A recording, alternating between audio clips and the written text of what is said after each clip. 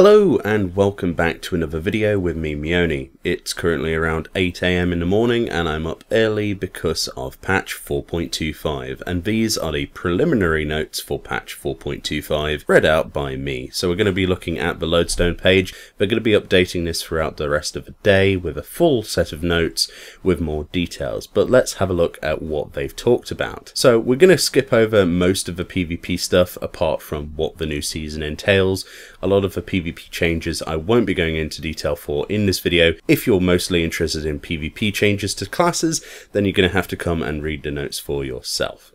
So without further ado, let's look at the playable content. This includes the following quests. New side story quests have been added. This includes Hildebrand, which actually starts with a quest called Life Imitates Art, Imitates Life.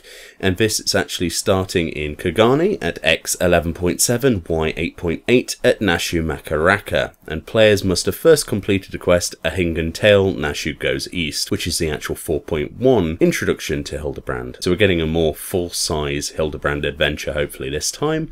Additionally, in this patch, the other main content is the Forbidden Land Eureka, which is what we're all interested in, and this actually starts for all Disciples of War and Magic at level 70 in Ralga's Reach at X 9.8, Y 12.5 at Galliena. If you're not sure where that is, because I can't currently go in the game to show you, Galliena is an NPC next to the script vendors over in that side of Ralga's Reach. It's over towards the west side if you look at your map. And players must have first completed the main scenario quest Stormblood, which is the old 4.0 completion of that storyline, to be able to access Eureka's story as well. So the housing section is just that they've added new furnishings to this, which of course we'll be doing housing preview videos on, like all of the other patches as well. The battle system changes include all of the various things to make Eureka possible, including the Forbidden Land itself. And they say, the Forbidden Land Eureka is an instanced area that up to 144 players can explore simultaneously,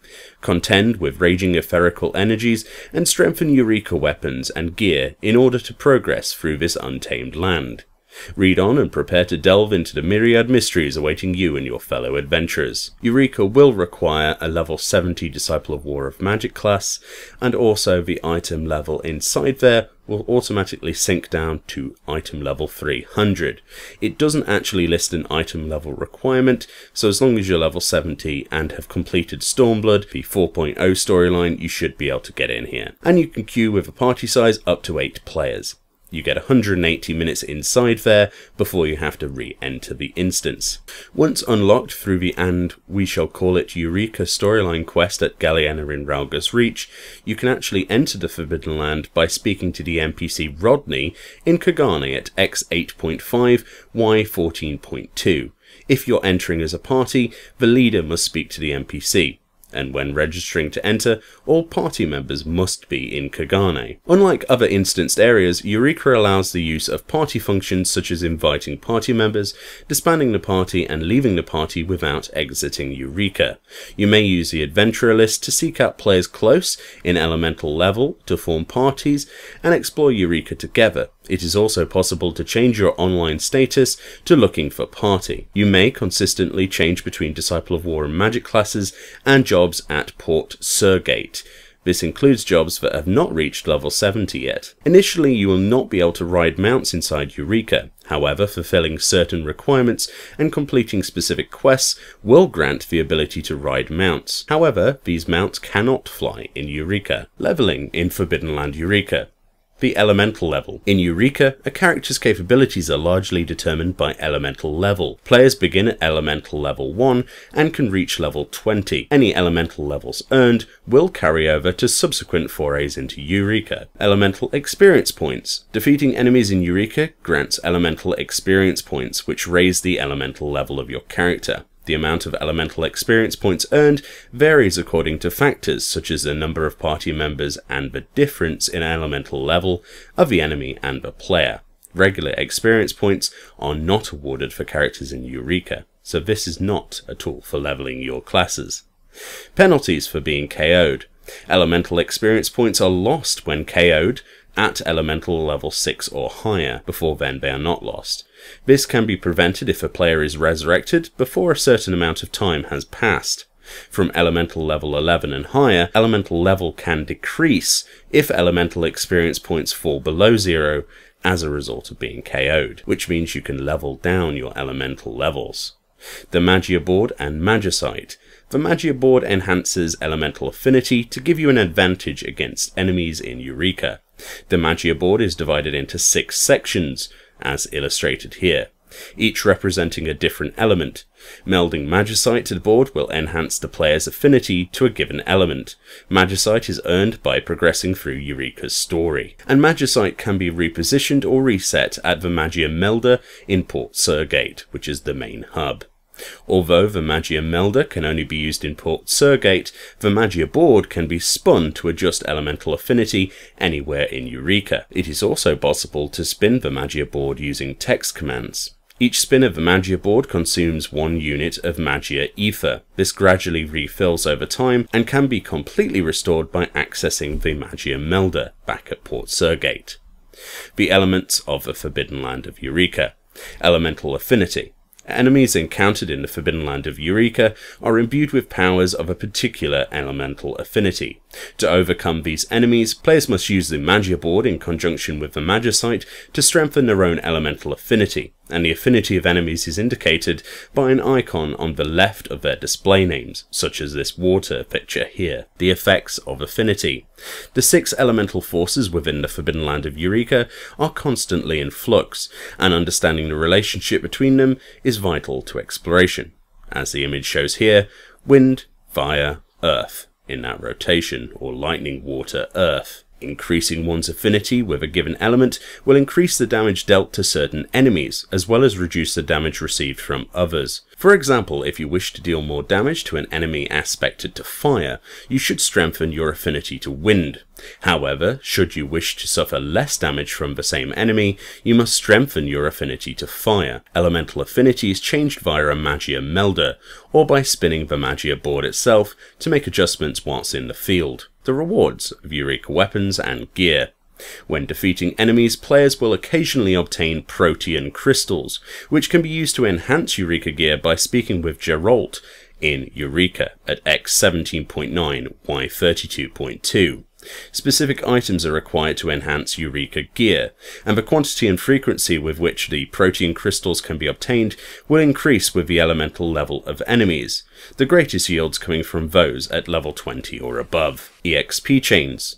Upon defeating an enemy, players will have a limited window in which they may attempt to defeat another. If successful, they will initiate an EXP chain. The EXP chain ends once it reaches 30.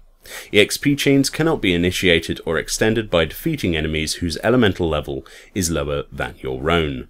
Defeating subsequent enemies while an XP chain is active will earn additional elemental experience. This will also increase the drop rate and the quantity of the rewards. Notorious monsters. Players may encounter especially powerful enemies called Notorious Monsters, or NMs. Those who would engage them are advised to seek aid from other adventurers. Defeating Notorious Monsters yields a great deal of elemental experience, as well as various rewards. And that's all of the information on Eureka, which is really exciting. I can't wait to get in there and try this stuff. Other changes in the patch. The drop rate of the Blissful Kamoi, which is the dog mount, fife, and Revealing Kamoi fife has been increased in both Lakshmi and Susano Extreme. Moreover, players can now obtain these items in exchange for totems when speaking with Eshina in Ralga's Reach at X 13.8, Y 11.8. For 99 totems each, you can get your mounts finally. This should make some people happy. The PvP section is here. Like I said before, we're not going to go into every change for every class. You can come to this yourself and read those at your own leisure. However, the 7th season of the Feast will begin today. When the season has ended, the top combatants for solo rankings will receive special rewards, and the number of rewards distributed may differ between data centers in the event players have the same ranking. Rankings will be available for viewing the day following the start of Season 7 and will be updated daily. Should an error occur with calculating results, the day's rankings will not be updated. Items. New items have been added to the game, but they don't list them here, and these prelims don't list them for obvious reasons. They'll be added later.